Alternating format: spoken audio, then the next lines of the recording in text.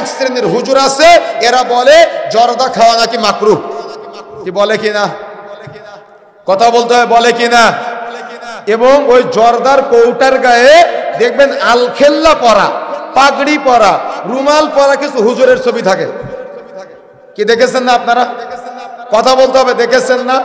এখন এই জর্দার কৌটার গায়ে আমি একটু গবেষণা করলাম যে জর্দার কৌটার গায়ে এই জুব্বা পরা হুজুরের ছবি কেন, দাড়িওয়ালা হুজুরের ছবি কেন, এই জর্দার কৌটার গায়ে রুমাল পরা হুজুরের ছবি কেন?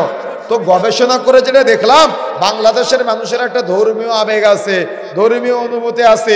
যেমন ইসলামের নাম ব্যবহার করে এই সুদের ব্যাংকগুলো আপনাদের সুদের সাথে জড়িয়েছে, সেম একইভাবে এই জর্দার কৌটায় এই হুজুরের ছবি লাগিয়ে, আলকেল্লার ছবি লাগিয়ে, জুব্বার ছবি লাগিয়ে, টুপি দাড়ির ছবি লাগিয়ে আপনাদেরকে হালাল জর্দা নামে প্রচার করার চেষ্টা করতেছে, কিন্তু এগুলো সব হারাম।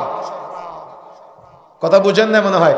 কথা বুঝতে পেরেছেন? তার মানে এরা সাইনবোর্ড ব্যবহার করেছে আলকেল্লার, এরা সাইনবোর্ড ব্যবহার করেছে টুপি দাড়ির, এরা সাইনবোর্ড ব্যবহার করেছে জুব্বার।